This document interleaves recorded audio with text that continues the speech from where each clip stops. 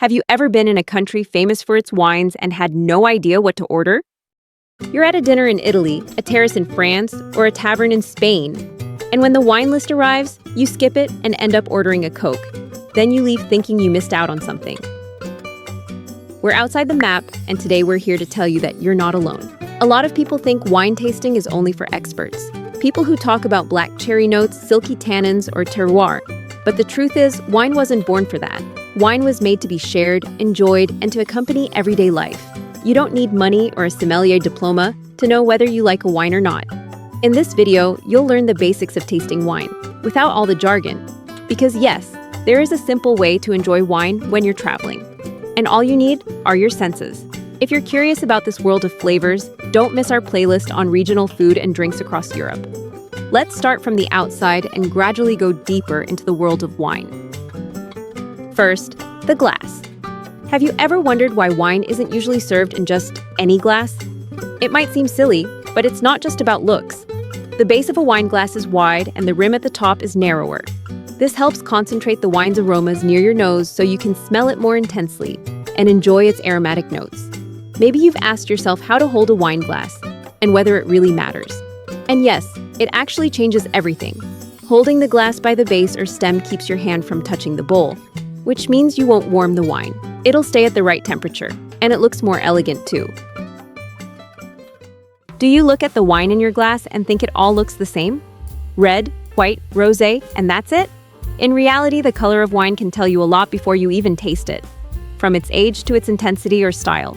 You just need to know how to look. Hold the glass at a 45-degree angle and observe the surface of the wine like a disc. Do this over a white background to avoid distorting the color. Look more closely. What color do you see? Of course, there's a right answer, but practice makes perfect. And you'll need to train your eye to catch the nuance of the wine you're about to drink. In the case of white wines, young wines range from greenish yellow to lemon yellow or straw yellow. As the wine ages, its color shifts toward a golden hue. For red wines, young ones show purplish tones, then evolve into ruby and garnet shades, eventually developing brick and brown reflections as they mature. The intensity of the color also gives clues about the wine's evolution. The color intensity of white wines increases over time, while red wines tend to become paler. Another easily noticeable feature is the legs, or tears, the streaks left by the wine on the inside of the glass. These tears mainly indicate the alcohol content. The higher the alcohol content, the more legs you'll see. The thicker and more viscous the legs, the sweeter the wine is likely to be. Let's keep going. Have you ever heard someone say a wine smells like ripe red fruit with floral notes, and all you smelled was wine? Smelling wine isn't some kind of magic trick. It's simply using your sense of smell consciously, something we can all do if we know what to look for. Smell is one of the most important steps because it can reveal a lot about the wine, its origin, the climate it came from, the grape varieties, the winemaking process, and more. Smelling wine helps you detect aromas. There are hundreds of them, divided into 3 main aromatic families. First, there are the primary or varietal aromas, which come directly from the grape variety used. Next are the secondary aromas, which develop during fermentation. Fermentation is the natural chemical process that turns the grape's sugars into alcohol. Thanks to the action of the yeast in the pulp, it can create bakery-like aromas, like yeast, brioche, butter, cream, and so on. Fermentation in barrels can also bring out woody or spicy notes. Finally, there are tertiary aromas, which appear during the wine's aging process, whether in oak barrels or bottles. These can include honey, dried fruit, undergrowth, mushrooms, or even animal-like notes. One important thing about smell, everyone experiences it differently, and perceptions can vary from person to person. The olfactory exam should be done in 2 steps. Pick up your glass. First, try smelling the wine without swirling it to see if there's any intrusive aroma that shouldn't be there, like cork, for example. Now swirl the wine in the glass. Just draw small circles with the base of the glass, either in the air or on the table. Swirling allows oxygen to mix with the wine, helping to open it up and release aromas you didn't catch at first. Notice how the aromas change. You've just released the wine's bouquet. Here's an aroma wheel that might help you identify specific scents. Are you enjoying this video? Don't forget to like and subscribe to our channel so you won't miss any of our content. Have you ever tasted a wine and weren't quite sure what you were feeling?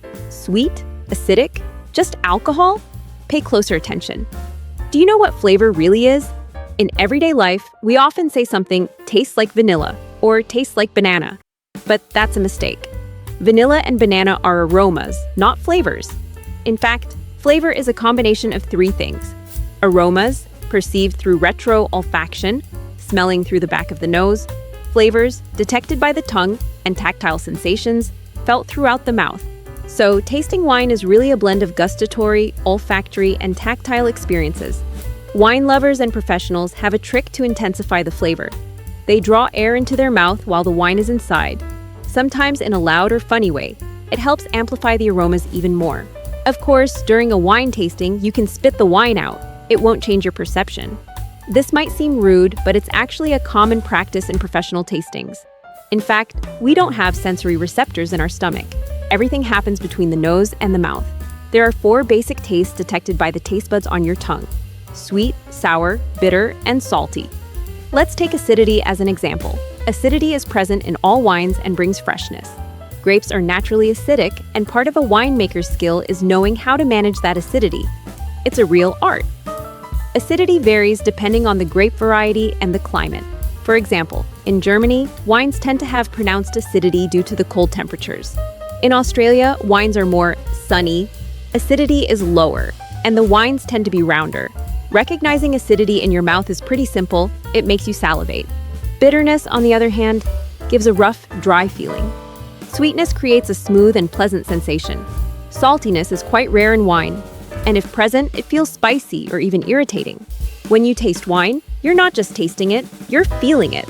On your tongue, your gums, your palate, these are tactile sensations, and they come in 3 types. Thermal, if the wine is too cold or a little warm, you'll notice it. Temperature has a big impact on how you perceive a wine. Chemical, the burn of alcohol or the tingling of bubbles. Carbon dioxide, for example, gives that sharp, prickly feeling that makes you salivate. Mechanical, this is texture. Is the wine smooth, rough, creamy, dry? You can feel all of that, even if it doesn't have a distinct taste. To describe these sensations, there's a specific vocabulary. Astringent, velvety, fleshy, unctuous, lively, fatty. Take astringency, for example. Have you ever felt like a wine dried out your mouth, almost like it was squeezing it? That's tannins at work.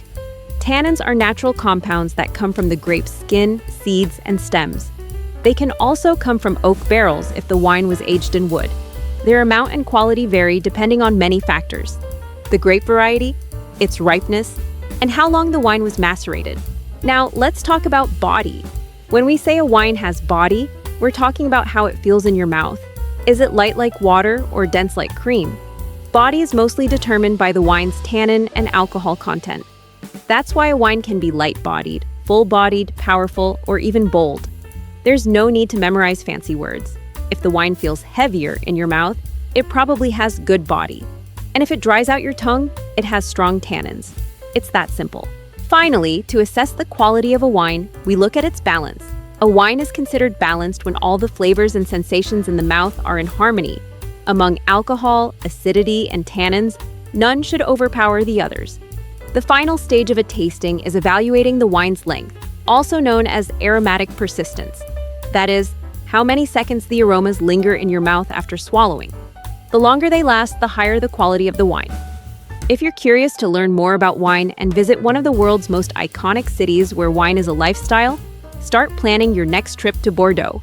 Check out our full Bordeaux guide and our top 5 list to see everything you can do there in just one day. Still feel like all of this is too complicated? That's totally normal. But just like anything in life, you learn by doing. And you don't need a course to get started. Taste, play, compare, and talk about what you feel without fear. Challenge your friends, do it at home or while traveling. Wine tasting is an experience, not an exam, and above all, it's a moment to share and enjoy.